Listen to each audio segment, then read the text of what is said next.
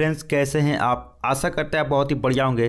तो दोस्तों, हम इस वीडियो में देखने वाले हैं क्लास 10th का VVE ऑब्जेक्टिव क्वेश्चन, जो कि आपके 2026 के बोर्ड एग्जाम के लिए काफ़ी ज़्यादा इंपॉर्टेंट होने वाला है, क्योंकि आपका बोर्ड एग्जाम जो है आपके सर पे आ चुका है। और अगर आप इस क्षण अगर आप सो जाते हैं, आप तैयारी नहीं करते हैं, तो आपका रिजल्ट जो है काफ़ी ज़्यादा ख़राब हो सकता है। इसलिए आपका जो है लास्ट क्षण चल रहा है और लास्ट के आपको 2 मंथ इस तरीके से मेहनत करना है जिस तरीके से पूरे साल भर आपने मेहनत नहीं कर रखा है।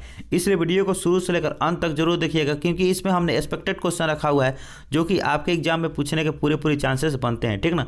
चलिए दोस्तों, पहले क्वेश्चन की तरफ चलते हैं बिना टाइम वेस्ट किए। पहला क्वेश्चन है, कौन सी गैस उत्सर्जित होगी, यानी कि कौन सी गैस जो है उत्सर्जित होगी जब धातु जल के साथ अभिक्रिया करेगी।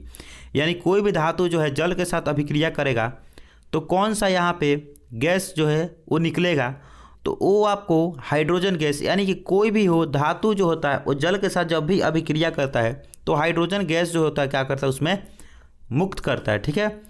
Right answer option number B होगा। अगला क्वेश्चन है 2 नंबर, श्वसन किस प्रकार की अभिक्रिया है। तो दोस्तों, श्वसन जो होता है ना वो किस प्रकार की अभिक्रिया है, तो श्वसन जो होता है वो ऊष्माक्षेपी अभिक्रिया है, और ऊष्माक्षेपी अभिक्रिया का दूसरा का नाम है उपचयन अभिक्रिया, ठीक है। तो ऑप्शन नंबर सी आपका राइट आंसर होगा। दोस्तों, मैं आप सभी को बता दूं, इस वीडियो में हम जो है टॉप 20 ऑब्जेक्टिव क्वेश्चन देखने वाले हैं, ठीक ना। अगर आपको टॉप 20 में से जितना भी आप सही करते हैं, आप कमेंट में जरूर बताइएगा कि सर मेरा 20 में 20 सही हुआ, या फिर 20 में 19 सही हुआ, 20 में 18 सही हुआ। जिस प्रकार से आपका होगा, 10 भी सही होगा, कुछ भी कोई दिक्कत नहीं, आप उतना ज़रूर कमेंट कीजिएगा। इससे क्या होता है, आपको लगता है कि मैंने कम कमेंट किया है, अगले बार मेरे को जो है बढ़ाना है, ठीक ना। और हाँ, अगर आप पूरे तैयारी करना चाहते हैं, पूरा यहाँ पे ऑब्जेक्टिव देखना चाहते हैं, तो मेरा चैनल खोलिए, चैनल के प्लेलिस्ट देखिए, पूरा ऑब्जेक्टिव हमने चैप्टर बाय चैप्टर करा रखा है। अगर आपने नहीं देखा है तो वहाँ से ज़रूर जा करके आप देखिए, ठीक है। अगला क्वेश्चन 3 नंबर क्वेश्चन की तरफ चलते हैं। 3 नंबर क्वेश्चन है, इलेक्ट्रॉन के स्थानांतरण से बने यौगिक कहलाते हैं। इलेक्ट्रॉन के स्थानांतरण से बने यौगिक क्या कहलाते हैं, तो वो होते हैं आपको विद्युत संयोजक यौगिक। कौन से होते हैं जी? विद्युत संयोजी यौगिक होते हैं। ऑप्शन नंबर ए इसका राइट आंसर होगा। अगला क्वेश्चन है प्यारे साथियों, सिल्वर क्लोराइड का रंग क्या होता है। सिल्वर क्लोराइड का रंग जो होता है ना प्यारे साथियों, वो श्वेत होता है। सिल्वर क्लोराइड का रंग कैसा होता है? श्वेत होता है। इसलिए ऑप्शन नंबर बी इसका करेक्ट होगा। अगला क्वेश्चन है 5 नंबर, साग सब्जियों को विभाजित होकर कंपोस्ट बनना। ये क्वेश्चन आपको 2 से 3 बार क्वेश्चन आपके एग्जाम में देखने को मिला है। बनना किस प्रकार की अभिक्रिया का उदाहरण है, यानी कि साग सब्जियों का विघटित को कंपोस्ट बनना यह किस प्रकार की अभिक्रिया का उदाहरण है, तो ऊष्माक्षेपी रासायनिक अभिक्रिया का उदाहरण है। अगला क्वेश्चन है 6 नंबर प्यारे साथियों, लोहा से जिंक को लेपित करने की क्रिया को क्या कहते हैं। यानी कि लोहा से जिंक को लेपित करने की प्रक्रिया को उसे कहते हैं गैल्वेनीकरण। यानी कि जब लोहा की वस्तु पर जिंक की परत चढ़ा दी जाती है, जिससे क्या वो संक्षारित नहीं हो सके, यानी कि मुरझाए नहीं, तो उसे हम लोग गैल्वेनीकरण कहते हैं, ठीक ना। तो इसलिए ऑप्शन नंबर डी इसका राइट आंसर होगा, ठीक है। अगला क्वेश्चन है 7 नंबर, निम्नलिखित में से कौन सा उत्पाद लेड नाइट्रेट को गर्म करने पर प्राप्त होता है। यानी कि जब हम लेड नाइट्रेट को गर्म करेंगे तो आपको मिलेगा NO2 और यहाँ पे O2, यानी कि नाइट्रिक ऑक्साइड, और यहाँ पे नाइट्रोजन ऑक्साइड, और यहाँ पे ऑक्सीजन, ठीक है। अगला क्वेश्चन है, जस्ता तथा तनु हाइड्रोक्लोरिक अम्ल की अभिक्रिया के फल से निम्नलिखित में से कौन सा गैस बनता है। यानी जस्ता और तनु हाइड्रोक्लोरिक अम्ल की अभिक्रिया कराएंगे तो कौन सा गैस जो यहाँ पे बनता है, तो आपको कार्बन डाइऑक्साइड बनता है। तो right answer option number B हो जाएगा। अगला क्वेश्चन है प्यारे साथियों 9 नंबर, करे कोई तत्व ऑक्सीजन के साथ अभिक्रिया कर उच्च गलनांक वाला यौगिक निर्माण करता है, यह यौगिक जल में विलय है, यह तत्व कौन सा हो सकता है। यानी कि यह तत्व जो है वो कौन सा हो सकता है, तो वह कैल्शियम हो सकता है, ठीक ना। तो ऑप्शन नंबर डी इसका करेक्ट होगा। अगला क्वेश्चन है 10 नंबर, रासायनिक अभिक्रिया के दौरान किस पदार्थ में यहाँ पे ऑक्सीजन का ह्रास होता है। तो किस पदार्थ में जो आपका ऑक्सीजन का ह्रास होता है, तो जिसमें ऑक्सीजन का ह्रास होता है तो उसे हम लोग कहते हैं अपचयन, ठीक है। यानी कि जिसमें जो है आपका ऑक्सीजन का संयोग होता है, ऑक्सीजन का ह्रास होता है, उसे हम लोग अपचयन कहते हैं। तो ऑप्शन नंबर बी इसका राइट आंसर होगा। अगला है प्यारे साथियों, जब कोई धातु अपने आसपास अम्ल, आर्द्रता आदि के संपर्क में आती है तो वह संक्षारित हो जाती है, और इस प्रक्रिया को क्या कहते हैं? इस प्रक्रिया को क्या कहते हैं? संक्षारण कहते हैं। यानी कि कोई भी धातु पर किसी वस्तु के संपर्क में आती है तो वो संक्षारित हो जाती है और इस प्रक्रिया को हम लोग संक्षारण कहते हैं। 12 नंबर है प्यारे साथियों, वायुरोधी बर्तनों में खाद्य सामग्री को रखने से उपचयन की गति हो जाती है। यानी कि वायुरोधी बर्तनों में हम लोग खाद्य सामग्री को रखते हैं तो इसकी गति क्या हो जाती है? मतलब कि उपचयन की गति जो होता है वो क्या हो जाती है? तो काफ़ी ज़्यादा जो है वो धीमी हो जाती है। अगला है प्यारे साथियों, अवक्षेपण अभिक्रिया से किस प्रकार लवण प्राप्त होता है? यानी कि अवक्षेपण अभिक्रिया से अविलेय प्रकार से क्या होता है जी? आपको यहाँ पे लवण प्राप्त किया जाता है। अगला है 14 नंबर, वे अभिक्रिया जिनमें अभिकारकों के बीच आयनों का आदान प्रदान होता है उसे क्या कहते हैं? यानी अभिकारकों के बीच आयनों का अदला बदली हो जाए, यानी कि एक आयन उठ करके उसमें चला जाए और उस आयन को उठ करके, जैसे एक आयन यहाँ पे है, एक यहाँ पे है, इसमें का इसमें चल जाए और इसमें का इसमें चल जाए। देखिए प्यारे साथियों, अगर यहाँ पे एक वस्तु है, यहाँ पे एक तत्व है, इसमें का निकल के इसमें जाता है तो एक विस्थापित हुआ, लेकिन अगर इसमें का इसमें चला गया और इसमें का इसमें आ गया तो उसे हम लोग द्विविस्थापन कहते हैं। ठीक है। अगला है 15 नंबर, जिन अभिक्रियाओं में ऊर्जा अवशोषित होती है उसे क्या कहते हैं? यानी कि जिसमें ऊर्जा का अवशोषण होता है उसमें हम लोग अवशोषी अभिक्रिया कहते हैं, यानी ऊष्माशोषी अभिक्रिया कहते हैं। ठीक है। लेकिन वही बात कहेगा कि जब ऊष्मा जो है आपको अवक्षेप के रूप में प्राप्त हो जाती है तो उसे हम लोग ऊष्माक्षेपी रासायनिक अभिक्रिया कहते हैं। लेकिन वही बात होगा, ऊष्मा को अवशोषित होगा तो ऊष्माशोषी रासायनिक अभिक्रिया कहलाएगा। 16 नंबर है, किसी यौगिक से रासायनिक अभिक्रिया में हाइड्रोजन का हटना क्या कहलाता है? यानी हाइड्रोजन का हटना जो होता है वो क्या कहलाता है? तो उसे हम लोग रेडॉक्स अभिक्रिया कहते हैं। ठीक है। इसे हम लोग क्या कहते हैं? उसे हम लोग रेडॉक्स अभिक्रिया, सॉरी यहाँ पे रेडॉक्स तो दोनों होता है ना, उसमें आपको उपचयन अभिक्रिया कहते हैं। ठीक ना। अगला है प्यारे साथियों 17 नंबर क्वेश्चन, कह रहेगा 17 नंबर, रासायनिक अभिक्रिया के दौरान किसी पदार्थ में ऑक्सीजन का योग होता है उसे हम लोग उपचयन कहते हैं। ठीक है। यानी कि ऑक्सीजन का संयोग है उसे हम लोग उपचयन कहेंगे। 18 नंबर है, ऊष्मा के द्वारा की गई वियोजन अभिक्रिया क्या कहते हैं? यानी ऊष्मा के उपस्थिति में जो अभिक्रिया होगी, जो वियोजन अभिक्रिया होगी उसे हम लोग ऊष्मीय वियोजन अभिक्रिया कहेंगे। ठीक ना। यानी कि ऊष्मा की उपस्थिति में होगा तो उसे हम लोग ऊष्मीय कहेंगे, ताप की उपस्थिति में होगा तो तापीय कहेंगे। ठीक ना। प्रकाश की उपस्थिति में होगा तो हम लोग उसे प्रकाशीय कहेंगे। ठीक है। 19 नंबर क्वेश्चन है, किसी वस्तु को हवा में जलने के लिए एक निश्चित न्यूनतम ताप की आवश्यकता होती है जो कहलाती है? जो न्यूनतम ताप की आवश्यकता होती है उसे हम लोग प्रज्वलन ताप कहते हैं। ठीक ना। यानी कि उसे हम लोग क्या कहते हैं? प्रज्वलन ताप कहते हैं। तो ऑप्शन नंबर बी इसका राइट आंसर होगा। लास्ट क्वेश्चन है दोस्तों इस सेशन का, कह रहा है निम्नलिखित में से कौन सा एक दहन अभिक्रिया के उदाहरण है? यानी कि इसमें कौन सा जो है आपको दहन अभिक्रिया का उदाहरण है? इस क्वेश्चन का राइट आंसर आप जो है कमेंट करके आप जो है कमेंट पे जरूर बताइएगा। हाँ, वीडियो को जरूर लाइक कीजिएगा। वीडियो पसंद आए तो वीडियो को जरूर ही आप लाइक कर दीजिएगा। और हाँ, मैं यहाँ पे टॉप 20 ऑब्जेक्टिव कराने वाला हूँ। अगर आपको जितना भी टॉप 20 में से जितना आप सही करते हैं वो आप कमेंट में जरूर बताइएगा कि मेरा जो है इतना ऑब्जेक्टिव जो है वो सही हुआ। ठीक है। चलिए प्यारे साथियों, पहला क्वेश्चन है, पराग कोश में होते हैं। यानी कि पराग कोश में क्या होते हैं? पराग कोश में क्या होते हैं? वह यहाँ पे वहादल होते हैं, अंडाशय होते हैं, या फिर मंडप होते हैं, यहाँ पे अंडप होते हैं, या फिर परागकण होते हैं। तो मैं आपसे बता दूं, पराग कोश में जो होते हैं ना वो परागकण होते हैं। ठीक ना। पराग कोश में क्या होते हैं? परागकण होते हैं। तो ऑप्शन नंबर डी इसका राइट आंसर होगा। चलिए प्यारे साथियों, अगले क्वेश्चन की तरफ चलते हैं। 2 नंबर क्वेश्चन कह रहा है यहाँ पे, अंडाणु निषेचित होता है। अंडाणु जो होता है वो कहाँ से निषेचित होता है? तो अंडाणु जो होता है वो कहाँ से निषेचित होता है? तो योनि द्वार से बिल्कुल नहीं, गर्भाशय से अंडाणु निषेचित नहीं होता है, अंडा से नहीं निषेचित होता है, बल्कि ये जो होता है वो फिलिपियन नलिका से अंडाणु जो है निषेचित होता है।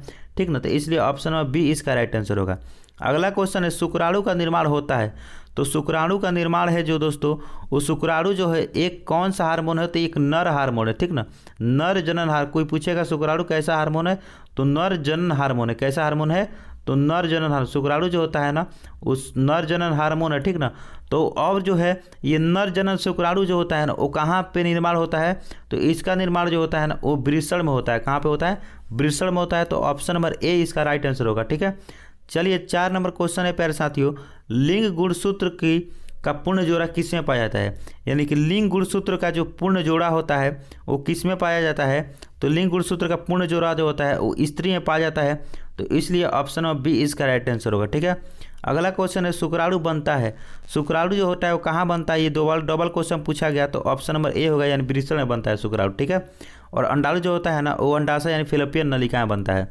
अगला है 6 नंबर क्वेश्चन, पुष्प का कौन सा भाग फल बनाता है, यानी पुष्प का वह कौन सा भाग है जो क्या बनाता है, फल बनाता है, तो वो जो है आपका अंडाशय, यानी कि जो ये आपका ये पुष्प होता है ना, आपका ये जो पुष्प होता है, तो इसका जो ये वाला जो अंडाशय भाग होता है ना, सॉरी मैं अच्छे से बनाता हूँ, आपको जो ये वाला अंडाशय वाला जो भाग होता है ना, यहीं पे क्या बनता है आपका यहाँ पे निर्माण होता है। ठीक ना, तो आपका राइट आंसर होगा ऑप्शन नंबर डी। ठीक है, चलिए 6 नंबर हो गया। 7 नंबर क्वेश्चन है, मुकुलन द्वारा अलैंगिक जनन होता है, यानी कि मुकुलन द्वारा जो अलैंगिक जनन होता है वो किस में होता है, तो वो ईस्ट में होता है। ठीक ना, मुकुलन द्वारा अलैंगिक जनन किस में होता है, तो वो आपका होता है ईस्ट में।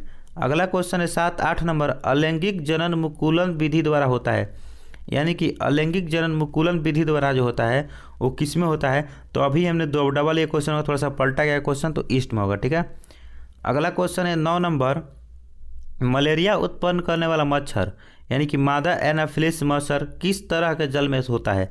देखिए, मलेरिया उत्पन्न करने वाली मादा एनाफिलिस जो मच्छर होता है ना प्यारे साथियों, वो जो होता है वो साफ जल में होता है। कैसा जल में होता है, वो किस में होता है, वो साफ जल में होता है। ठीक है, चलिए अगला क्वेश्चन है यहाँ पे, निम्न में से कौन मानव में मादा जनन तंत्र का भाग नहीं है, यानी कि कौन जो है वो मानव में मादा जनन तंत्र का भाग नहीं है, यानी कि नर जनन तंत्र का भाग है। तो अंडाशय की बात करते ही मादा जनन तंत्र का भाग है। ठीक ना, और यहाँ पे ये गर्भाशय भी मादा जनन तंत्र का, डिंब वाहिनी भी मादा जनन, लेकिन शुक्रवाहिका जो होता है ना, वो शुक्राणु जिसमें रहता है उसे शुक्रवाहिका कहते हैं। तो ये जो होता है ना ये नर में होता है, किस में होता है, ये नर में होता है, तो इसलिए ऑप्शन नंबर सी इसका राइट आंसर होगा। ठीक है, चलिए प्यारे साथियों 10 नंबर हो गया। 11 नंबर क्वेश्चन है यहाँ पे, पुष्प का कौन सा भाग परागकण बनता है, यानी कि पुष्प का कौन सा वो भाग है जो अंत में जाकर के परागकण का निर्माण करता है, तो ये पुंकेसर ही होता है जो कि परागकण का निर्माण करता है, यानी कि टूट करके जब गिरता है तो आगे चल के परागकण का निर्माण कर देता है। ठीक ना, अगला है प्यारे साथियों, निम्नलिखित में से कौन सा भाग केवल पुरुष जननांग में पाया जाता है, यानी केवल जो है पुरुष में पाया जाता है, तो फेलोपियन नलिका महिला में पाया जाता है, और यहाँ पे माइनोरा भी उसी में, पुटअप भी उसी में पाया जाता है, लेकिन वो शुक्रवाहिका जो होता है, अभी मैंने क्वेश्चन बताया था, शुक्रवाहिका जो होता है वो केवल और केवल किसमें, नर यानी कि पुरुष में पाया जाता है। ठीक है, चलिए प्यारे साथियों इसका सी ऑप्शन राइट आंसर होगा। ठीक ना, अगला क्वेश्चन है 13 नंबर क्वेश्चन यहाँ पे, नर युग्मक एवं मादा युग्मक के संलयन को क्या कहते हैं। तो नर युग्मक जब आते हैं इधर से और मादा युग्मक इधर से आकर के यहाँ पे संलयित होती है, तो उससे हम लोग क्या कहते हैं, उसे हम लोग निषेचन कहते हैं। उसे क्या कहते हैं हम लोग, निषेचन कहते हैं। चलिए प्यारे साथियों यहाँ पे 14 नंबर क्वेश्चन है, अंडाणु निषेचित होता है, तो बताइए अंडाणु जो होता है वो कहाँ पे निषेचित होता है। ठीक ना, तो अंडाणु जो होता है ना वो अंडाशय में निषेचित होता है। कहाँ पे निषेचित होता है, अंडाशय में अंडाणु जो होता है ना वो निषेचित होता है, तो इसलिए ऑप्शन नंबर डी इसका राइट आंसर होगा। अगला क्वेश्चन है 15 नंबर, निम्नलिखित में से कौन लैंगिक जनन संचलित रोग नहीं है, यानी कि जो है वो लैंगिक जनन संचलित रोग नहीं है। तो देखिए एड्स भी हो, गोनोरिया भी और सिफिलिस, तीनों के तीनों जो है लैंगिक जनन संचलित रोग है, संचालित रोग है, लेकिन टाइफाइड जो होता है ना वो लैंगिक जनन संचलित रोग नहीं, यानी कि यौन संचलित रोग नहीं है, तो ऑप्शन नंबर डी इसका राइट आंसर होगा। ठीक है, 16 नंबर क्वेश्चन है प्यारे साथियों, मुकुलन द्वारा प्रजनन किस में होता है। तो अभी हमने क्वेश्चन बताया था ईस्ट में जो होता है वो मुकुलन द्वारा प्रजनन होता है। ठीक है, ये क्वेश्चन 3 बार दोहरा गया, बट पलट के क्वेश्चन पूछा गया है। हाइड्रा में प्रजनन की विधि होती है, यानी कि हाइड्रा जो है उसमें प्रजनन की विधि किस तरह से होती है, तो वो मुकुलन द्वारा होती है। हाइड्रा में भी प्रजनन की विधि क्या है, मुकुलन ही है। 18 नंबर है प्यारे साथियों, इनमें कौन अलैंगिक जनन की विधि है, यानी इनमें जो है कौन जो है वो अलैंगिक जनन की विधि है, तो मुकुलन जो है वो एक प्रकार का अलैंगिक जनन है। ठीक है, 19 नंबर क्वेश्चन है, सेकंड लास्ट क्वेश्चन है प्यारे साथियों सेशन का, पुरुष या पुष्पी पौधों में लैंगिक जनन किसके द्वारा होता है, यानी कि जो पुष्पी पौधे हैं उसमें लैंगिक जनन जो होता है वो किनके द्वारा होता है, तो वो आपका होता है मुख्य रूप से फूलों के द्वारा। ठीक है, तो ऑप्शन नंबर सी इसका करेक्ट हो जाएगा। अगला क्वेश्चन है प्यारे बच्चों, किस प्रकार के जनन में जनक की शरीर से कलिका निकलती है? यानी किस प्रकार के यहाँ पे जनन में जनक की शरीर से कलिका निकलती है? तो मुकुलन में जो होता है ना वो कलिका का निर्माण होता है। यानी कि जब हाइड्रा आप देखे होंगे हाइड्रा के पौधे को, तो जब आप हाइड्रा के पौधे को देखेंगे तो ये जो होता है मुकुलन जो है आपका क्या करता है, कलिका निकलना है, और ये जो होता है मुकुलन ही होता है। ठीक है, ठीक ना, पहले ही बता देते हैं। चलिए अगला क्वेश्चन है, ढहते विश्वास कहानी के कहानीकार कौन है? ठीक ना, ढहते विश्वास कहानी के कहानीकार कौन है? मैं आपको बता दूं, जो वर्णिका जो भाग है ना, वर्णिका, ये जो है काफ़ी ज़रा आप सभी के लिए इंपॉर्टेंट होगा। ठीक ना, क्योंकि इसमें से आपको जो है 13 से 17 नंबर के क्वेश्चन केवल और केवल वर्णिका से पूछे जाते हैं। मात्र 5 चैप्टर से 17 नंबर के क्वेश्चन पूछे जा रहे हैं। तो आपको ये जरूरी है सबसे ज़्यादा, ना कि आपको भाग 1 जरूरी है। ठीक ना, भाग 2 आपको बुक बहुत ज़्यादा जरूरी है। कैसे ढहते विश्वास कहानी के कहानीकार जो है वो कौन है? तो ढहते विश्वास कहानी के कहानीकार जो है वो सातकोड़ी होता है। ठीक ना, ढहते विश्वास कहानी के कहानीकार कौन है? सातकोड़ी होता है। इसलिए ऑप्शन नंबर ए इसका right answer, option number C इसका राइट आंसर हो जाएगा। चलिए अगला क्वेश्चन तो चलते हैं, करेगा ढहते विश्वास कहानी के प्रमुख पात्र क्या है? तो ढहते विश्वास कहानी का जो प्रमुख पात्र है ना वो आपका लक्ष्मी हो जाती है। ठीक ना, ढहते विश्वास कहानी का जो प्रमुख पात्र है वो लक्ष्मी हो जाती है। मैंने आपको पिछले वीडियो में भी बताया था कि प्रमुख पात्र वो होता है जिसके इर्द गिर्द पूरी की पूरी कहानी में सबसे ज़्यादा नाम जिसका आता है वही आपका प्रमुख पात्र होता है। ठीक ना, वहीं आपका आता है प्रमुख पात्र होता है, यानी सबसे ज़्यादा नायक वही होता है। ठीक ना, तो ऑप्शन नंबर ए इसका राइट आंसर हो जाएगा। अगला क्वेश्चन है यहाँ पे, ढहते विश्वास कहानी में कहाँ के जन जीवन का चित्रण किया गया है? यानी कि ढहते विश्वास कहानी में कहाँ के जन जीवन का यहाँ पे चित्रण किया गया है? तो ढहते विश्वास कहानी में उड़ीसा का यहाँ पे चित्रण जो है किया गया है। तो इसलिए ऑप्शन नंबर ए इसका राइट आंसर हो जाएगा। चलिए अगले क्वेश्चन की तरफ चलते हैं। 4 नंबर क्वेश्चन, ढहते विश्वास कहानी में किस नदी की चर्चा की गई है? तो ढहते विश्वास कहानी में यहाँ पे गंगा नदी के बारे में चर्चा की गई है। इसलिए ऑप्शन नंबर ए इसका राइट आंसर हो जाएगा। चलिए प्यारे साथियों अगला क्वेश्चन है यहाँ पे, ढहते विश्वास किस भाषा से अनुदित है? ढहते विश्वास जो चैप्टर है वो किस भाषा से अनुदित है? तो वह आपका उड़िया भाषा से अनुदित है। ठीक है, चलिए अगला क्वेश्चन है 6 नंबर, लक्ष्मी के बड़े लड़के का नाम क्या था? तो लक्ष्मी के बड़े लड़के का जो नाम था वो अच्युत था। ठीक है, बड़े लड़के का नाम लक्ष्मी के क्या था? अच्युत था। बड़े लड़के का नाम अच्युत था। अगले क्वेश्चन है 7 नंबर, ढहते विश्वास कहानी किस लेखक द्वारा अनुदित है? यानी कि ढहते विश्वास जो कहानी है वह किस लेखक के द्वारा अनुदित है, यानी चेंज किया गया है? तो वो राजेंद्र प्रसाद मिश्र के द्वारा ये अनुदित है। ओके, चलिए प्यारे साथियों अगला क्वेश्चन है आपका यहाँ पे, लक्ष्मी के कितने लड़के थे? तो लक्ष्मी के यहाँ पे कितने लड़के थे? तो लक्ष्मी के यहाँ पे 2 लड़के थे। ठीक ना, लक्ष्मी के कितने लड़के थे? लक्ष्मी के 2 लड़के थे। ठीक है, चलिए अगले क्वेश्चन की तरफ, लक्ष्मी के यहाँ पे 3 लड़के थे। ठीक है, लक्ष्मी के 3 लड़के थे। अगले क्वेश्चन की तरफ चलते हैं। अगला क्वेश्चन है यहाँ पे, सातकोड़ी होता का जन्म कब हुआ था? सातकोड़ी होता जो थे इनका जन्म जो था वो कब हुआ था? तो 1929 ईस्वी में हुआ था। ओके, चलिए प्यारे साथियों अगला क्वेश्चन है आपका 10 नंबर क्वेश्चन की तरफ हम आ चुके हैं। लक्ष्मण कहाँ नौकरी कर रहा था? लक्ष्मण जो थे वो कहाँ नौकरी कर रहे थे? तो मैं आपको बता दूँ, लक्ष्मण जो थे ना वो लक्ष्मी के अति थे। क्या थे? लक्ष्मण जो थे ना वो लक्ष्मी के पति थे और ये कोलकाता में ड्यूटी कर रहे थे। ठीक ना, कोलकाता में ये ड्यूटी कर रहे थे। ठीक है, अगला क्वेश्चन, लक्ष्मण के पत्नी का नाम क्या था? अभी हमने बताया कि लक्ष्मी के जो पति थे वो कौन थे? लक्ष्मण थे।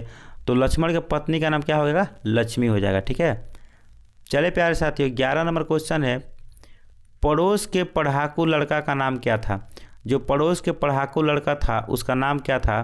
तो उसका नाम था गुणानिधि। ठीक है, चले प्यारे साथियों अगले क्वेश्चन की तरफ चलते हैं। 13 नंबर क्वेश्चन है, हीराकुंड बांध किस नदी पर है? हीराकुंड बांध जो है वो किस नदी पर है? तो हीराकुंड बांध महानदी पर है। इसलिए ऑप्शन नंबर ए इसका राइट आंसर हो जाएगा। चलिए अगला क्वेश्चन की तरफ चलते हैं। देखिए हिंदी में आपको बता दूं, सबसे पहले बात जान लीजिए कि हिंदी आपका जो है स्कोरिंग सब्जेक्ट होता है और इस सब्जेक्ट को अगर आप पढ़ लेते हैं ना तो इसमें आप 90 प्लस करना कोई नहीं रोक सकता है। इसलिए हिंदी कोई ऐसी बात नहीं है कमज़ोर सब्जेक्ट छोड़ करके, मतलब सोच करके इसको जो है छोड़ देंगे तो आप जो है इसमें अगर पीछे हो जाएंगे तो सारे सब्जेक्ट में आप पीछे हो जाएंगे। इसलिए हिंदी स्कोरिंग सब्जेक्ट में इसमें आप 90 से 95% लाना ईजी होता है। इसमें आप पूरी जो जी जान झोंक दीजिएगा, बस आप डेली का 2 घंटा 1 घंटा झोंक दीजिएगा, आपका 95% आ जाएगा, ठीक ना। 14 नंबर क्वेश्चन है, किस शहर को बचाने के लिए महाराज ययाति केसरी ने पत्थर के बांध बनवाए थे? तो किस शहर को बचाने के लिए? तो वो कटक शहर को यहाँ पे बचाने के लिए उन्होंने क्या किया था जी, ये केसरी ने क्या किया था, पत्थर के बांध को बनवा दिया था, ठीक है। अगला है, लक्ष्मी के ससुर मर गए थे। लक्ष्मी के जो ससुर थे वो क्या करते वक्त कैसे वो मर गए थे? तो वही जो पत्थर का बांध था वो बांध में जो है काम करते समय वे मर गए थे, ठीक ना। बांध में जो काम करते समय वे मर गए थे, ठीक है। अगला क्वेश्चन है यहाँ पे 16 नंबर, गुड़ निधि नेट किस दल का गठन किया गया था? किस दल का गठन किया गया था, ठीक ना। गुड़ निधि नेट किस दल का गठन किया गया था? तो 16 का राइट आंसर अपना नंबर ए हो जाएगा, यानी कि स्वच्छासेवक दल की यहाँ पे गठन किया गया था, ठीक है। चलिए प्यारे साथी, 17 नंबर क्वेश्चन है, बाढ़ का पानी बढ़ता जा रहा है, ऐसी खबर गांव में पहुंचाने के लिए गुणनिधि किसे ने कहा, ठीक ना। तो गुणनिधि जो थे वो किसने कहा? तो वो सरपंच जो थे ना उन्होंने कहा था गुणनिधि, ओके। अगला क्वेश्चन है प्यारे साथियों 18 नंबर, लक्ष्मी को कितने लड़कियां हैं? तो लक्ष्मी जो थी उसको कितने लड़कियां हैं? तो लक्ष्मी को जो ना यहाँ पे आपको मैं बता दूँ, इसका राइट आंसर ऑप्शन नंबर 2 होगा। लक्ष्मी को 2 लड़कियां थी और 1 लड़का था, ठीक है। तो ये टोटल आपको 3 यहाँ पे हो जाते हैं, ठीक है। चलिए फर्स्ट क्वेश्चन की तरफ चलते हैं। फर्स्ट क्वेश्चन क्या कह रहा है आप लोग का, B.R. नारायण ने किस कहानी का अनुवाद किया है? यानी कि B.R. नारायण ने किस कहानी का अनुवाद किया है? ये लेखक नहीं पूछ रहा है, ये अनुवाद पूछ रहा है, ठीक ना। किस कहानी का अनुवाद किया है? तो वो उन्होंने दही वाली मगम्मा चैप्टर का क्या किया, उन्होंने अनुवाद किया, ठीक ना। चलिए नेक्स्ट क्वेश्चन है 2 नंबर क्वेश्चन की तरफ चलते हैं। अगर सास ने, यहाँ पे क्वेश्चन है, सास ने बहू से क्यों झगड़ा किया था? मतलब सास जो थी वो बहू से झगड़ा क्यों की थी? तो आप जब चैप्टर को पढ़े होंगे तो आप देखे होंगे कि उसमें बच्चे की पीटने को लेकर के, यानी कि जो बहू थी वो अपने पुत्र को पीटी हुई थी, तो इसके वजह से सास ने बहू से लड़ाई कर रखा था, ठीक ना। तो इसका ऑप्शन नंबर ए इसका राइट आंसर हो जाएगा, ठीक है। चलिए अगला क्वेश्चन है 3 नंबर, मगम्मा की बहू का नाम क्या था? यानी मगम्मा जो थी वो उसका बहू का नाम जो था वो क्या था? तो मगम्मा के बहू का नाम जो था वो नजम्मा था। क्या था? वो नजम्मा था, ठीक ना। चलिए अगला क्वेश्चन की तरफ चलते हैं। 4 नंबर क्वेश्चन है, मगम्मा से कौन कर्ज मांग रहा था? मगम्मा जो थी उसे कर्ज जो था वो कौन मांग रहा था? तो वो मांग रहा था आपका रगम्पा। और यहीं पे क्वेश्चन पूछेगा रगम्पा कौन था? तो ये गाँव का जुआरी था, ठीक है। ये गाँव का जुआरी था, ठीक ना। रगम्पा कौन था? ये गांव का जुआरी था। और यही रगम्पा एक बार मगम्मा के हाथ अमराई के कुएं का पास पकड़ लिया था, ठीक है। इस बात को भी आप ध्यान में रखिएगा, ठीक ना। और क्वेश्चन पूछेगा कि मखमल का ब्लाउज कौन पहनती थी? तो वो आपका मगम्मा पहनती थी, ठीक है। चलिए अगला क्वेश्चन 5 नंबर, श्रीनिवास दास जी का जन्म जो था वो कब हुआ था? तो श्रीनिवास दास जी का जन्म जो हुआ था ना वो 6 जून 1891 ईस्वी को हुआ था। तो इसलिए ऑप्शन नंबर राइट है ये हो जाएगा, ठीक है।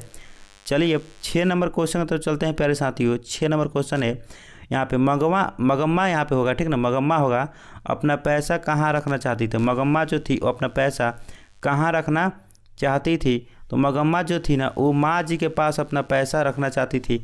अब पूछेगा माँ जी कौन थी? तो माँ जी के पास जब भी ये दही बेचने के लिए जाती थी तो माँ जी एक गाँव की औरत, ठीक ना, जिसके यहाँ ये जाती थी जब भी अपना दुख सुख बात करती थी और वहाँ पे ये रुकी करती थी, तो माँ जी के पास से अपना पैसा जो जमा करती, ठीक है।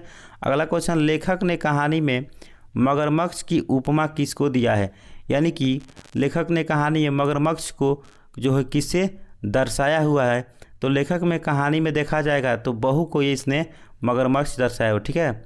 चलिए 8 नंबर क्वेश्चन है, रगम्पा खेलता था। रगम्पा जो था वो क्या खेलता था? तो रगम्पा जो था वो जुआ खेलता था। ऑप्शन नंबर बी इसका राइट आंसर हो जाएगा। इसका हमने पहले भी जो है चर्चा किया हुआ था, ठीक ना। ये गांव का एक जुआरी था। अगला क्वेश्चन है, रगम्पा मगम्मा से क्या कहाँ मिलता था? तो मैंने अभी इस क्वेश्चन का राइट आंसर पहले ही बता दिया था कि अमराई के कुआं के पास जो रगम्पा था, रगम्पा जो मगम्मा से मिला करता था, ठीक ना।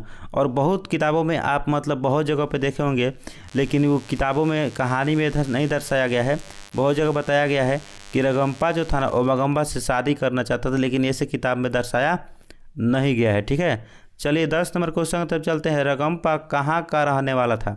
जो रगम्पा जो था वो कहाँ का रहने वाला था? वो वेंकटपुर का रहने वाला था। ठीक, रगम्पा जो था ना वो वेंकटपुर का रहने वाला था, इसलिए राइट आंसर इस ऑप्शन नंबर डी हो जाएगा। ठीक है, चलिए अगला क्वेश्चन है। मगम्मा किस पकड़े कपड़े की ब्लाउज पहनना चाहती थी? ठीक ना, मगम्मा जो थी, ये मगम्मा हो गया बार बार। ठीक ना, मगम्मा जो थी वो किस कपड़े का जो ब्लाउज पहनना चाहती थी?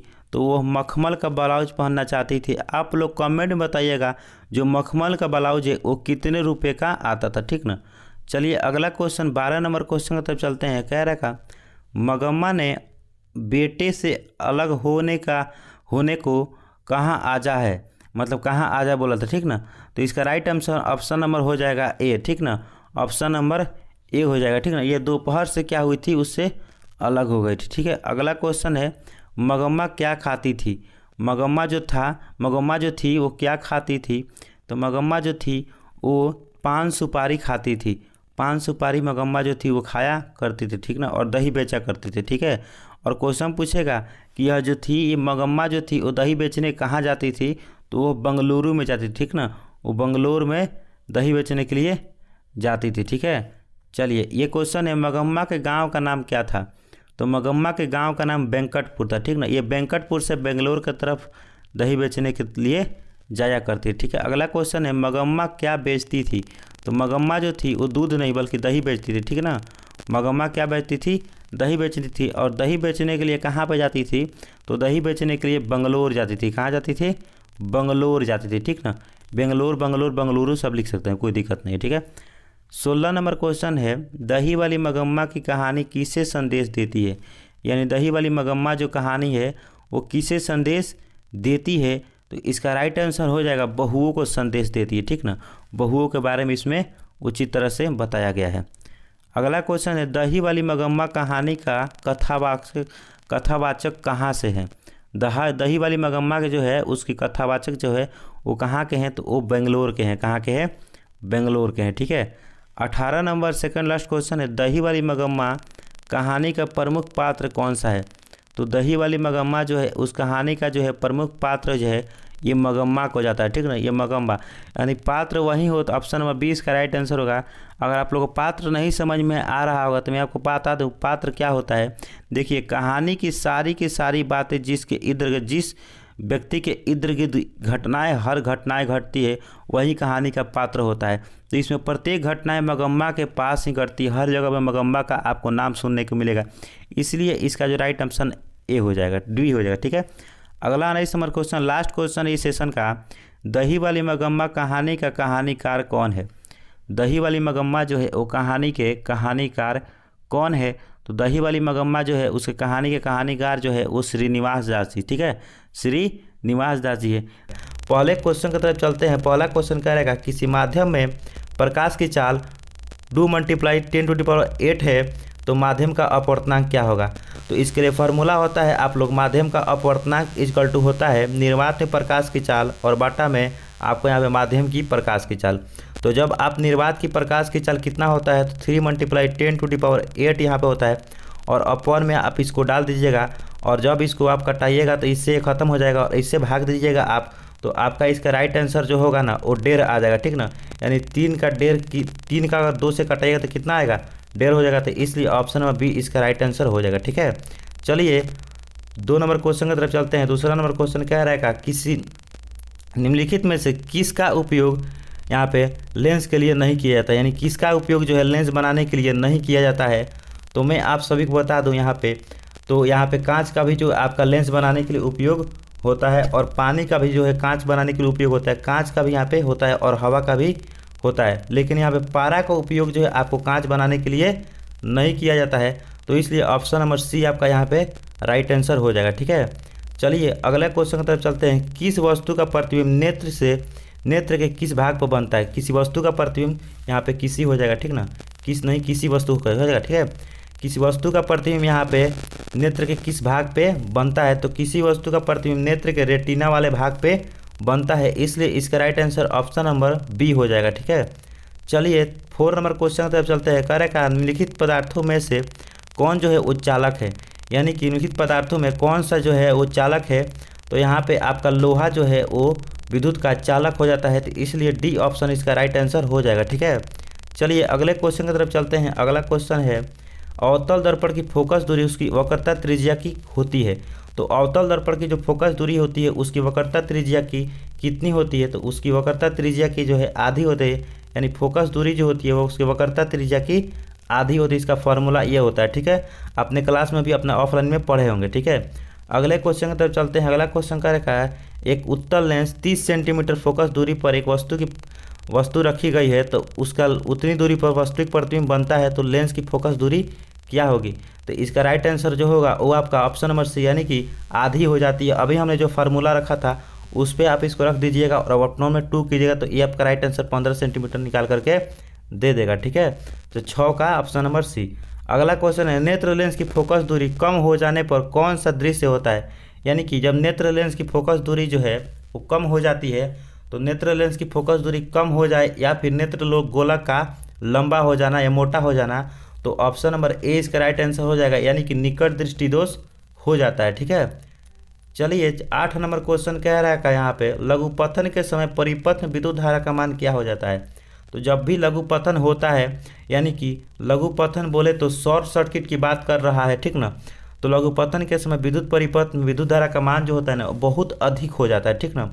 वो क्या हो जाता है जी? तो बहुत अधिक हो जाता है, तो इसलिए ऑप्शन नंबर सी इसका राइट आंसर हो जाएगा। ठीक है, और हाँ, वीडियो पसंद आ रहा हो तो वीडियो को जरूर लाइक कीजिएगा, अपने दोस्तों में शेयर करते रहिएगा। कह रहे निम्नलिखित में से कौन सा पद विद्युत परिपथ में विद्युत शक्ति को निरूपित नहीं करता है? तो निम्नलिखित में कौन सा पद जो है वो विद्युत शक्ति मतलब इसका निरूपित नहीं करता है? तो देखिए ओम के नियम से भी ये चीज़ें आपको निकाल कर देता है, ये भी निकाल कर देता है, ये भी निकाल करके देता है, बिकॉज आपको ऑप्शन नंबर बी जो है IR² जो है ये निकाल करके नहीं देता है, तो इसलिए ऑप्शन नंबर बी इसका राइट आंसर हो जाएगा। ठीक है, अगला क्वेश्चन है 10 नंबर, अभिनेत्र लेंस की फोकस दूरी में परिवर्तन किया जाता है। तो अभिनेत्र लेंस की फोकस दूरी में परिवर्तन कहाँ किस तरह से किया जाता है? तो वो पक्षाभि मांसपेशियों के द्वारा यहाँ पे किया जाता है। यहाँ पे मांसपेशियाँ नहीं भी लिखा होगा, केवल और केवल पेशियाँ लिखा होगा, तब भी आप राइट आंसर क्लिक करके आइएगा, ठीक ना। ऐसे नहीं कि छोड़ करके आना है। ठीक है, अगला क्वेश्चन है 11 नंबर, किसी समतल दर्पण द्वारा आवर्धन होता है। तो समतल दर्पण का जो आवर्धन होता है, तो मैं आप सभी को बता दूं समतल दर्पण का आवर्धन जो होता है ना वो शून्य होता है। ठीक है, समतल दर्पण का आवर्धन जो होता है वो शून्य होता है, तो ऑप्शन नंबर सी आपका राइट आंसर हो जाएगा। ठीक है, अगले क्वेश्चन की तरफ चलते हैं प्यारे साथियों। कार्य का मोटर गाड़ी में साइड मिरर के रूप में उपयोग होता है। तो मोटर गाड़ी में जो है साइड मिरर के रूप में उपयोग होता है, तो उत्तल दर्पण का उपयोग होता है, ठीक ना। और अग्रद्वीप में जो है अवतल दर्पण का उपयोग होता है, ठीक ना। अग्रद्वीप में पूछेगा तो आपको अवतल दर्पण, और आपको साइड मिरर के रूप में पूछेगा तो आपको यहाँ पे उत्तल दर्पण लगाना है। ठीक है, चलिए प्यारे साथियों, अगला क्वेश्चन है 13 नंबर, सिनेबार अयस्क है। तो सिनेबार जो है वो किसका अयस्क है, ठीक ना। तो सिनेबार जो है वो अयस्क है पार्थ का, ठीक ना। तो ऑप्शन नंबर सी इसका राइट आंसर हो जाएगा। ठीक है, चलिए अगले क्वेश्चन की तरफ चलते हैं। अगला क्वेश्चन है यहाँ पे, पेंसिल बनाने में कार्बन के किस अपरूप का उपयोग होता है? तो पेंसिल बनाने में आपको कार्बन के किस अपरूप का उपयोग होता है? तो पेंसिल जो होता है ना, तो आप देखे होंगे जब पेंसिल होता है आपका, उसका जो नोक होता है ना, नोक उसमें आपको यहाँ पे ग्रेफाइट लगा होता है, तो ग्रेफाइट का उपयोग होता है, ठीक ना। और मैं आप सभी से क्वेश्चन पूछूंगा, आप कमेंट बताइएगा कि कार्बन के जो है 3 अपरूप होते हैं। कार्बन के कितने अपरूप होते हैं? 3 को होते हैं। अगर आपको याद होगा तो आप उसको जो है तीनों का नाम आप कमेंट में जरूर बताइएगा। कार्बन के कितने अपरूप? 3 होते हैं, और तीनों का नाम आपको कमेंट बताना है। नहीं पता होगा तो आप नहीं बोलिएगा मेरे को नहीं पता है, तो मैं अगले वीडियो में आपको बता दूंगा। ठीक है, अगला क्वेश्चन है 15 नंबर, अभी तक ज्ञात तत्वों की संख्या कितनी है? तो अभी तक जो है ज्ञात तत्वों की संख्या जो है वो कितनी है? तो अभी तक ज्ञात तत्वों की संख्या जो है 114 नहीं है बल्कि 118 है। ठीक है, अभी तक ज्ञात तत्वों की संख्या कितनी है? 118 है। लेकिन अगर आपको ऑप्शन में 118 नहीं देगा तो आपको 114 को मान करके चलना है, क्योंकि 4 जो है अभी उसको पूरी तरीक़े से पुष्टि नहीं हो पाया है, इसलिए आपको 114 पे लगा करके चलना पड़ेगा। ठीक है, चलिए, और लेकिन हाँ, अगर आपको देता है 118 तो आपको 118 पर ही लगाना है। ठीक है, अगला क्वेश्चन है 16 नंबर क्वेश्चन तब चलते हैं। कार्य का निम्नलिखित में से प्रोपेन का आणविक सूत्र कौन सा है? यानी कि प्रोपेन का जो आणविक सूत्र है वो कौन सा है? तो मेथ ईथ प्रोपेन कितना होता है? आपको यहाँ पे 3 होता है, ठीक ना। मेथ ईथ और प्रोप, तो आपको 3 होता है। तो देखिए 3 कार्बन किस में दिख रहा है? तो 3 कार्बन आपको यहाँ पे दिख रहा है ऑप्शन नंबर डी में, तो इसलिए ऑप्शन नंबर डी इसका राइट आंसर हो जाएगा। ठीक है, अगला क्वेश्चन की तरफ चलते हैं। हेमाटाइट किसका अयस्क है? तो हेमाटाइट जो है वो किसका अयस्क है? तो हेमाटाइट जो अयस्क है वो किसका है? तो कॉपर का। ठीक है, हेमाटाइट किसका अयस्क है? तो यहाँ पे आपको बता दूं, सॉरी यहाँ पे कॉपर का नहीं होगा, बल्कि हेमाटाइट जो है आपको यहाँ पे लोहा का अयस्क है। ठीक ना, तो लोहा का अयस्क, इसलिए ऑप्शन नंबर बी इसका राइट आंसर हो जाएगा। ठीक है, अगला क्वेश्चन की तरफ चलते हैं। लोहा को जिंक से लेपित करने की प्रक्रिया को क्या कहते हैं? तो लोहा को जिंक से लेपित करने की प्रक्रिया को यहाँ पे देखिए, जिंक से लेपित कर रहे हैं, तो जब भी हम जिंक से लेपित करेंगे ना तो उसे हम गैल्वेनीकरण बोलते हैं। ठीक ना, या फिर उसको पानी चढ़ाना भी बोलते हैं, लेकिन उसको गैल्वेनीकरण के नाम से उसको जलाया जाता है। ठीक ना, पानी चढ़ाते हैं लेकिन गैल्वेनीकरण कहते हैं। ठीक ना, तो ऑप्शन नंबर बी की तरफ हम लोग बढ़ेंगे, ऑप्शन नंबर बी, 18 का ऑप्शन नंबर बी। ठीक है, अगला क्वेश्चन है यहाँ पे, इनमें से कौन संतृप्त हाइड्रोकार्बन है? ठीक ना, तो इनमें से जो है वो कौन संतृप्त हाइड्रोकार्बन है? तो प्रोपेन जो होगा आपको संतृप्त हाइड्रोकार्बन है, तो ऑप्शन नंबर ए इसका राइट आंसर हो जाएगा। ठीक है, अगला क्वेश्चन है, किस हाइड्रोकार्बन में द्विबंध होता है? तो किस हाइड्रोकार्बन में जो है वो द्विबंधन होता है? तो किस हाइड्रोकार्बन में जो है यहाँ पे द्विबंधन होता है? तो मैं आप सभी को बता दूं, तो इसका राइट आंसर जो होगा ऑप्शन नंबर ए होगा। नहीं, ऑप्शन नंबर ए नहीं होगा, सॉरी, आपको मैं यहाँ पे बता दूं, तो ऑप्शन नंबर आपको यहाँ पे सी हो जाएगा। ठीक है, ऑप्शन नंबर क्या होगा? सी होगा। ठीक है, चलिए अगले क्वेश्चन की तरफ चलते हैं। अगला क्वेश्चन यहाँ पे है, कौन शून्य वर्ग का तत्व है? कौन जो है आपको शून्य वर्ग का तत्व है? तो यहाँ पे आपका राइट आंसर हो जाएगा हीलियम। ठीक ना, हीलियम जो है आपको शून्य वर्ग का तत्व है। अगला क्वेश्चन 22 नंबर, अपचय के उपचार करने के लिए निम्न में किस औषधि का उपयोग होता है? तो अपचय के उपचार के लिए आपको यहाँ पे एंटासिड नामक आपको यहाँ पे एक दवा होता है, उसका प्रयोग किया जाता है। ठीक ना, एंटीसेप्टिक का प्रयोग किया जाता है, जिसको बोलते हैं हम लोग एंटासेप्टिक। ठीक ना, ऑप्शन नंबर डी इसका राइट आंसर हो जाएगा, एंटासेप्टिक का प्रयोग करता है। ठीक ना, अगला है 23 नंबर क्वेश्चन, निम्नलिखित में से कौन सा संयोजक यौगिक है? तो कौन सा जो है निम्नलिखित में कौन सा जो है संयोजक यौगिक है? तो यहाँ पे आपको यहाँ पे CH हो जाएगा। ठीक ना, राइट आंसर। अगला क्वेश्चन तब चलते हैं, 24 नंबर क्वेश्चन कह रखा है, इनमें से कौन प्रकाश संश्लेषण है? ठीक ना, तो इनमें से जो है कौन सा जो है प्रकाश संश्लेषण का अंग पूछ रहा है एक तरह से बोले तो ऑप्शन नंबर ए को इसका राइट आंसर हो जाएगा। ठीक ना, ऑप्शन नंबर आपको यहाँ पे ए हो जाएगा। ठीक ना, हरित लवक। ठीक है, अगले क्वेश्चन तब चलते हैं, 25 नंबर क्वेश्चन है यहाँ पे, मनुष्य में नासिक छिद्र, लैरिक्स, ट्रकिया या फिर फेफड़ा मिलकर क्या बनाते हैं? तो पूरी तरीके से मिलकर के आपको यहाँ पे श्वसन तंत्र का निर्माण करते हैं, श्वसन तंत्र का निर्माण करते हैं। अगले क्वेश्चन की तरफ चलते हैं। अगला क्वेश्चन है, वैसा पोषण जिसमें जंतु अपना भोजन या तरल के रूप में लेता है वो क्या कहलाता है? ठीक ना, तो यहाँ पे कहलाता हुआ है। ठीक ना, कल आता नहीं होगा बल्कि कहलाता होगा। ठीक है, इसको आप यहाँ पे काट लीजिएगा। ठीक है, तो ऑप्शन नंबर ए इसका राइट आंसर हो जाएगा। ठीक ना, प्राणी संपोषी होते हैं। ठीक ना, यानी कि अपना भोजन जो है क्या बनाते हैं, ठोस या तरल के रूप में कहते हैं, तो उसे हम लोग प्राणी संपोषी कहते हैं। अगले क्वेश्चन की तरफ चलते हैं, 26 नंबर, इनमें से कौन अलैंगिक जनन की विधि है? इनमें से कौन जो है वो अलैंगिक जनन की विधि है? तो देखिए, विखंडन भी जो होता है ना वो आपको अलैंगिक जनन नहीं है, मतलब एक ही वस्तु क्या होता है, एक ही पदार्थ क्या होता है, टूट जाए, एक ही जीव टूट जाता है। मुकुलन भी जो होता है, जैसे हाइड्रा वगैरह देखे होंगे तो उसमें आपको मुकुलन की विधि पाई जाएगी, जिसमें भी क्या होता है जी, अलैंगिक जनन ही होता है। ये वाला पार्ट जो है आपको टूट जाता है, बल्कि इसमें कोई भी जनन की प्रक्रिया नहीं होती। और द्विखंडन भी एक प्रकार क्या है जी, अलैंगिक जनन ही है। ठीक है, जैसे ईस्ट वगैरह में, पैरामीशियम वगैरह में होता है, तो ये सभी क्या है यहाँ पे अलैंगिक जनन हो जाएंगे। ठीक है ना, तो ऑप्शन नंबर डी इसका राइट आंसर हो जाएगा। ठीक है, चलिए प्यारे साथियों, अगले क्वेश्चन है 28 नंबर, निम्नलिखित में से कौन एमिनो अम्ल विखंडन से बनता है? तो कौन जो है एमिनो अम्ल के विखंडन से बनता है? तो BH यहाँ पे, यानी कि ऑप्शन नंबर ए और ऑप्शन नंबर बी दोनों के दोनों हो जाएगा। यानी कि यहाँ पे कार्बन डाइऑक्साइड और यहाँ पे कार्बन मोनोऑक्साइड दोनों के दोनों आपको यहाँ पे अमीनो अम्ल के विखंडन से बनता है। ठीक ना, चलिए सेकंड लास्ट क्वेश्चन है आपको 29 नंबर, एक कोशिकीय शैवाल में जल का परिवहन कैसे होता है? यानी कि एक कोशिकीय शैवाल में जल का परिवहन जो है कैसे होता है?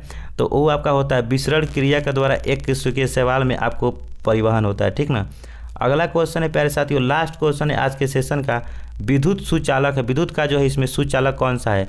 तो विद्युत का सुचालक देखिए, सल्फर जो है विद्युत का कुचालक है, प्लास्टिक भी कुचालक है, और आयोडीन भी क्या है, विद्युत का कुचालक है। लेकिन आपका ग्रेफाइट जो होता है ना वो विद्युत का सुचालक होता है, जिसका प्रयोग हम किस में करते हैं? तो आपको यहाँ पे ग्रेफाइट का प्रयोग यहाँ पे पेंसिल बनाने में होता है। ठीक ना, पेंसिल का बीच वाला जो होता है ना उसमें ग्रेफाइट का उपयोग होता है, ठीक है। तो ग्रेफाइट जो होता है ना वो आपको विद्युत का सुचालक होता है। और पहला क्वेश्चन है, और हाँ वीडियो को लास्ट में रुके गइएगा, आपको एक बोनस के तौर पे कुछ दिया जाएगा, ठीक है। कह रहा है कि निम्नलिखित में से किसे सीमांत गांधी या बादशाह खान के नाम से भी जाना जाता है। यानी सीमांत गांधी या बादशाह खान के नाम से भी जाना जाता है। तो ऑप्शन नंबर सी इसका राइट आंसर हो जाएगा। यहाँ पे खान अब्दुल गफ्फार खां को यहाँ पे बादशाह खां के नाम से भी जाना जाता है। चलिए दोस्तों 2 नंबर क्वेश्चन की तरफ चलते हैं। कह रहे चंपारण विद्रोह कब हुआ था। यानी कि चंपारण, यहाँ पे चंपारण विद्रोह यानी चंपारण सत्याग्रह कब हुआ था।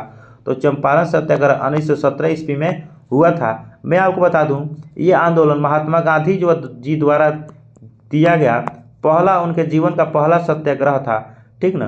तो चलिए अगले क्वेश्चन की तरफ चलते हैं। अगला क्वेश्चन 3 नंबर कह रहेगा, किस अधिनियम द्वारा मुसलमानों को पृथक प्रतिनिधित्व प्रदान किया गया।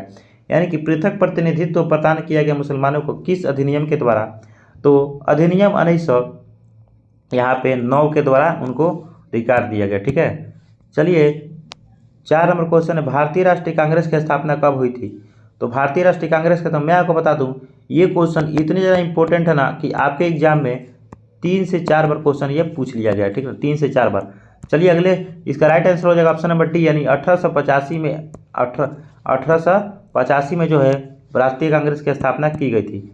अगले क्वेश्चन की तरफ चलते हैं। अगला क्वेश्चन है, भारतीय राष्ट्रीय कांग्रेस के अध्यक्ष कौन थे। यानी भारतीय राष्ट्रीय कांग्रेस के अध्यक्ष जो थे वो कौन थे।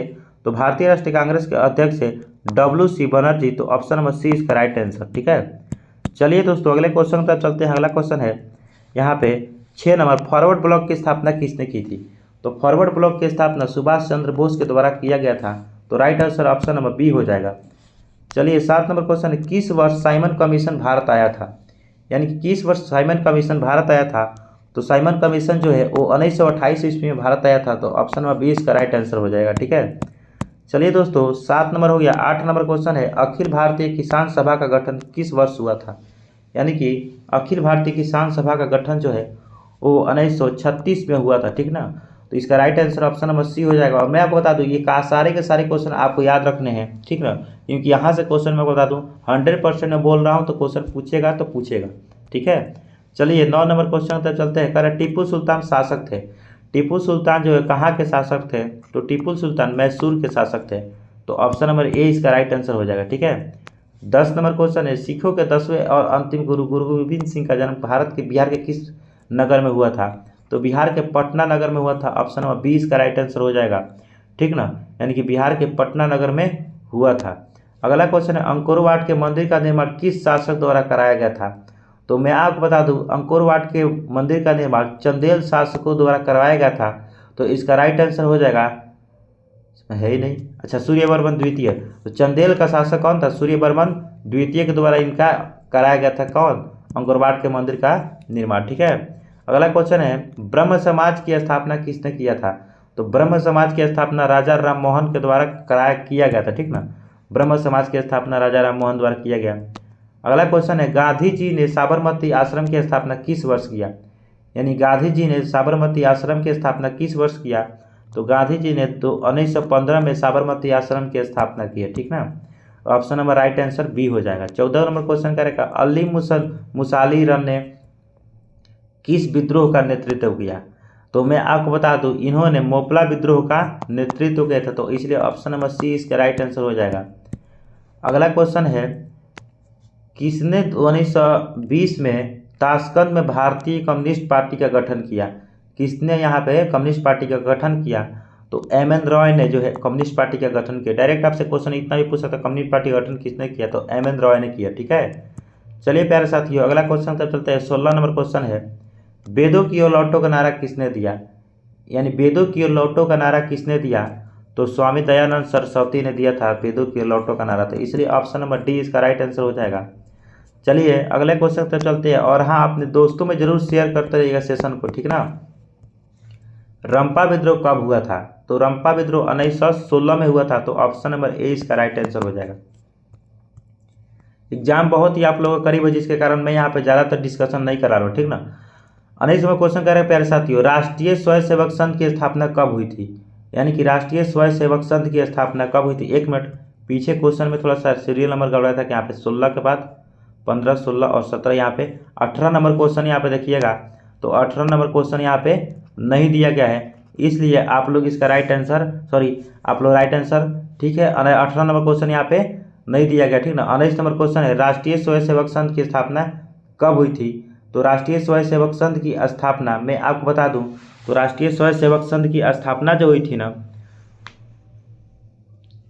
वो हुई थी ऑप्शन नंबर बी यानी 1925 के.वी. हेडगेवार ने किया था, ठीक ना। अगले क्वेश्चन की तरफ चलते हैं। अगला क्वेश्चन 20 नंबर पूर्ण स्वराज की मांग का प्रस्ताव कांग्रेस के किस अधिवेशन में पारित हुआ। यानी पूर्ण स्वराज की मांग का यहाँ पे तो 1929 लाहौर अधिवेशन में पारित हुआ, ठीक है। अगले क्वेश्चन की तरफ चलते हैं। अगला क्वेश्चन है सविनय अवज्ञा आंदोलन कब और किस यात्रा से शुरू हुआ। तो सविनय अवज्ञा आंदोलन जो शुरू हुआ था वो 1920 भुज आंदोलन से, ठीक ना। सविनय अवज्ञा आंदोलन यहाँ पे शुरू हुआ था तो 1930 यहाँ पे 1930 डांडी से, ठीक ना। और किसने किया तो महात्मा गांधी, ठीक है। अगले क्वेश्चन की तरफ चलते हैं। 22 नंबर क्वेश्चन कह रहा है यहाँ पे 22 नंबर क्वेश्चन है भारत में खिलाफत आंदोलन कब और किस देश के शासक के समर्थन में हुआ। तो ऑप्शन नंबर ए इसका राइट आंसर हो जाएगा, ऑप्शन नंबर ए 1920 तुर्की के, ठीक ना। अगला क्वेश्चन है 23 नंबर क्वेश्चन है असहयोग आंदोलन का प्रस्ताव कांग्रेस के किस अधिवेशन में रखा गया, ठीक है, पारित हुआ।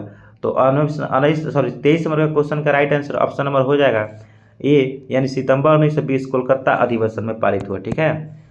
24 नंबर क्वेश्चन है प्यारे साथियों लखनऊ समझौता कब किस वर्ष हुआ। यानी कि लखनऊ समझौता किस वर्ष हुआ। तो लखनऊ समझौता प्यारे साथियों ऑप्शन नंबर ए हो जाएगा, ऑप्शन नंबर ए 1916 में लखनऊ समझौता हुआ, ठीक ना। देखिए टाइम आप लोग का एग्जाम में बहुत ही कम दिन बचा हुआ जिसके कारण मैं क्या करूँ यहाँ पे बहुत जल्दी क्वेश्चन करा रहा हूँ।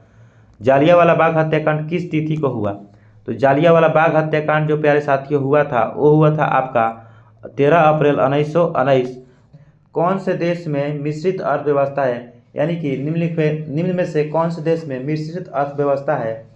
तो राइट आंसर ऑप्शन नंबर ए हो जाएगा। और मैं आप सभी को बता दूं आप लास्ट में वीडियो के लास्ट में कमेंट में जरूर बताइएगा कि आपने जो है पूरे 30 क्वेश्चंस में से कितने क्वेश्चन आपने सही किए हैं, ठीक है। कितने क्वेश्चन आपने सही किए हैं आप कमेंट में कमेंट करके जरूर बताइएगा, मैं आपको रिप्लाई देने की पूरी कोशिश करूँगा। तो मिश्रित अर्थव्यवस्था अपने भारत में जो है मिश्रित अर्थव्यवस्था पाई जाती है। अगले क्वेश्चन की तरफ चलते हैं। 2 नंबर क्वेश्चन है निम्नलिखित में से कौन प्राथमिक क्षेत्र कहा जाता है, मतलब किसे जो है प्राथमिक क्षेत्र भी कहा जाता है।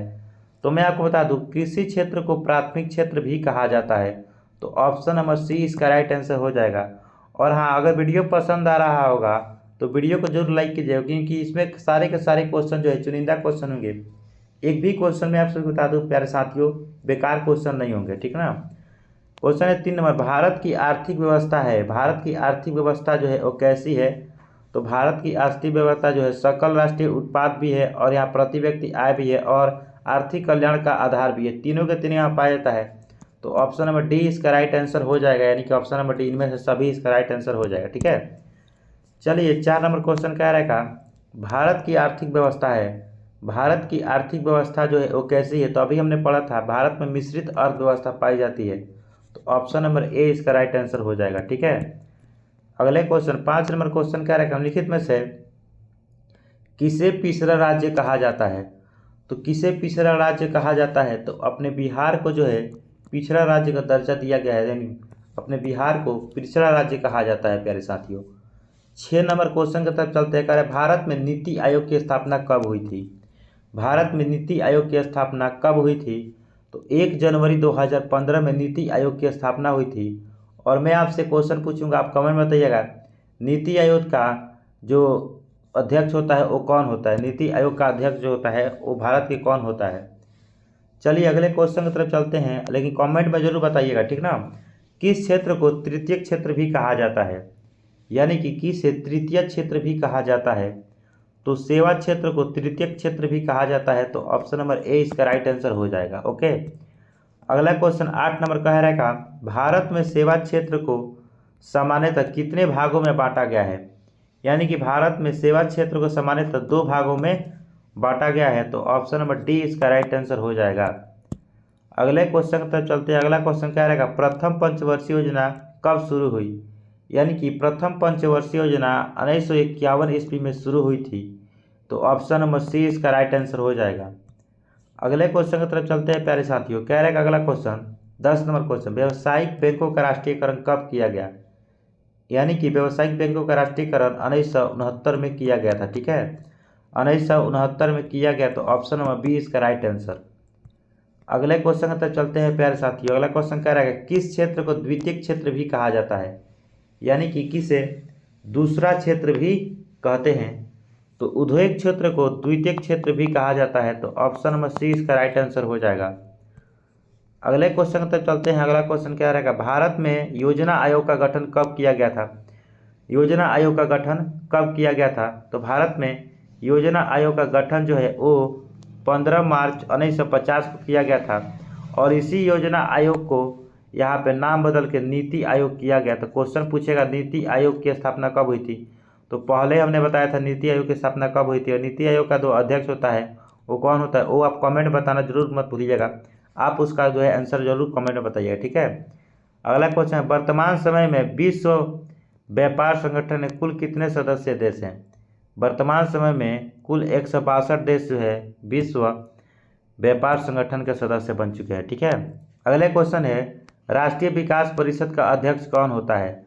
तो राष्ट्रीय विकास परिषद का अध्यक्ष जो होता है वो प्रधानमंत्री जी होते हैं। 15 नंबर क्वेश्चन है प्यारे साथियों, भारत में पहला मानव विकास रिपोर्ट कब जारी हुआ था? यानी कि भारत में पहला मानव विकास रिपोर्ट जो जारी हुआ वो कब हुआ? तो 15 का राइट आंसर ऑप्शन नंबर ए हो जाएगा। यानी कि 2002 ईस्वी में हुआ। ठीक है, 16 नंबर क्वेश्चन कह रहेगा आर्थिक विकास की व्याख्या के विभिन्न आधार कौन कौन से हैं? तो आर्थिक व्याख्या के विकास के कौन कौन से आधार हैं? तो ये डबल क्वेश्चन हो गया। ये डबल क्वेश्चन में कुछ 3 से 4 नंबर पर क्वेश्चन ये रखा था, सकल आर्थिक प्रति व्यक्ति और आर्थिक कल्याण का भार, यानी ऑप्शन नंबर डी इसका राइट आंसर हो जाएगा। ये क्वेश्चन जो है 2 बार हो गया। ठीक है, कह रहा बिहार प्रांत का गठन कब हुआ? यानी कि बिहार राज्य जो है उसका गठन कब हुआ? तो बिहार राज्य गठन 22 मार्च 1912 को किया गया। मैं आपसे क्वेश्चन पूछूंगा, आप बताइएगा किससे अलग करके हमारा बिहार जो है 22 मार्च 1912 को किया गया। 1912 में किससे अलग हुआ, ये आप कमेंट में जरूर बताइएगा। 18 नंबर क्वेश्चन है भारत में आर्थिक विकास का मुख्य श्रेय किसे दिया जाता है?